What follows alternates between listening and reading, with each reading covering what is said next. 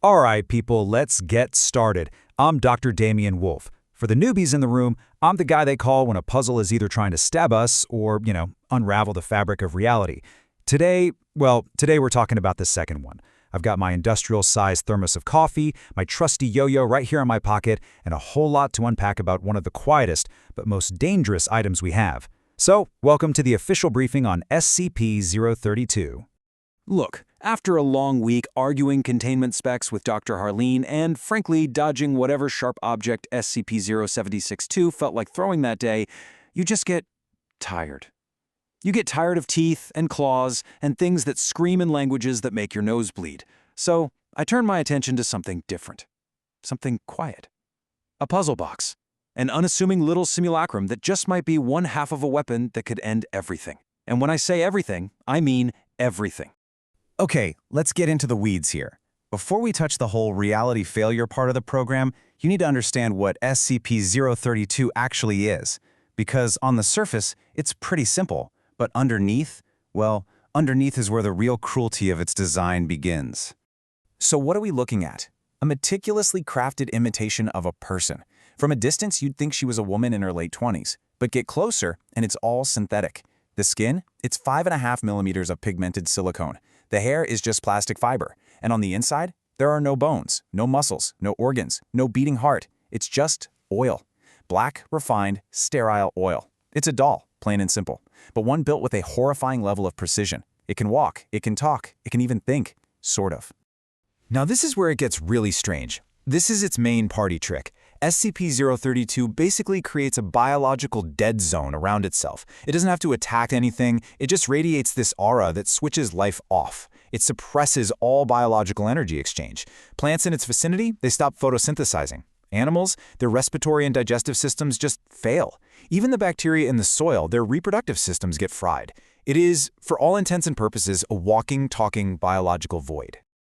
So, the big question is, why? Why would someone build something like this? Why craft a life-erasing doll with such incredible care? And the answer, as it so often is around here, is just pure cruelty. But we're not talking about petty human cruelty. Oh no. This is something on a cosmic scale. A very specific, very patient, and profoundly dangerous kind of cruelty. And get this, it didn't fight us. It didn't resist at all. One morning, it just appeared, sitting on the doorstep of Site-99 waiting. When we asked what it was doing here, its answer was chilling. It said it was delivered by its creators to be stored until claimed. It turned itself in, you see, because we, the Foundation, are an unwitting part of the weapon's design. We are the safe deposit box for a metaphysical bomb. And this is the gut punch.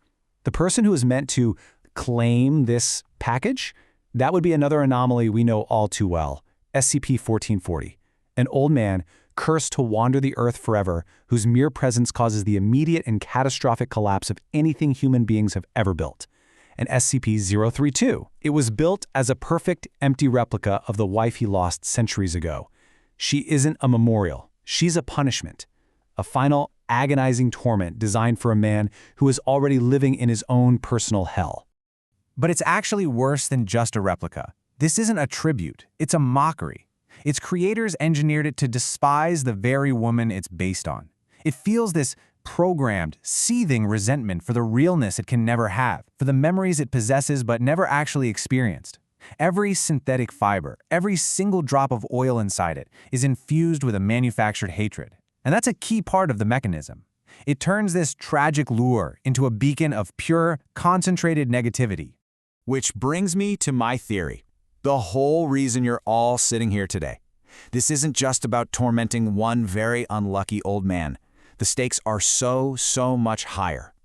What we are looking at are the two halves of a weapon system designed to cause a ZK-class reality failure. I call it the Damocles synthesis. It's almost elegant in a completely terrifying way. Look at the two pieces of the puzzle. On one hand, you have SCP-1440, the catalyst. His presence destroys the anthrosphere. Everything humanity builds just crumbles to dust. Then on the other hand, you have SCP-032, the lure. Her presence destroys the biosphere. All non-human life just withers and dies. One erases our works, the other erases the world our works are built on. They are perfect, horrifying mirror images of total destruction. So the critical question becomes, what happens when these two forces, these two perfectly opposed engines of decay, finally meet? The answer isn't just the end of the world. It's so much worse than that. Right. A ZK-class event is not your garden variety apocalypse. It's not an asteroid, it's not a plague, it's not a nuclear winter, it's the end of reality itself. The fundamental laws of physics, the very fabric of existence, it all just stops. Imagine being unwritten from the source code of the universe. It's not death, it's the state of never having existed in the first place. Total, irreparable destruction. Game over, no continues, no high score. So I want you to really genuinely consider this. What happens if the catalyst, SCP-1440, on his endless, complex, random path across the globe, is finally drawn here, to this specific containment unit?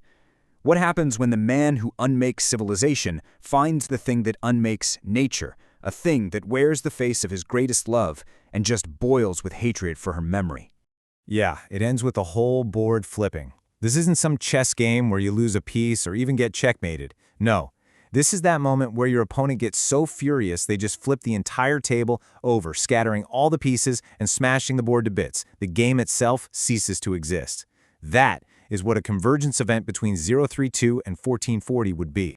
Which leads us to the grim reality of what we do here. The part of the job description they conveniently leave out during orientation. The part that keeps people like me awake at night, staring at the ceiling, even after a full thermos of dark roast. What exactly is our role in all of this? This is the burden we carry. By containing SCP-032, by securing her, protecting her, we have become the custodians of a rigged explosive. We are actively hoarding one half of the doomsday weapon that could annihilate our reality. Every single day we keep her safe in here is another day we risk him finding her. It's an impossible, terrifying catch-22, and we are stuck right in the middle. And that brings us to you.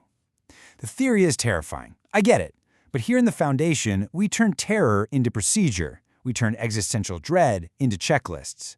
Your job is to make damn sure that board never, ever flips. So listen up. This is what you need to know. Your protocol is simple and it is absolute. Number 1, absolute silence. No signals in or out that aren't shielded and triple encrypted. We cannot risk so much as a whisper of her location reaching the outside world. 2, anti-tracking measures are doubled, then backed up with countermeasures.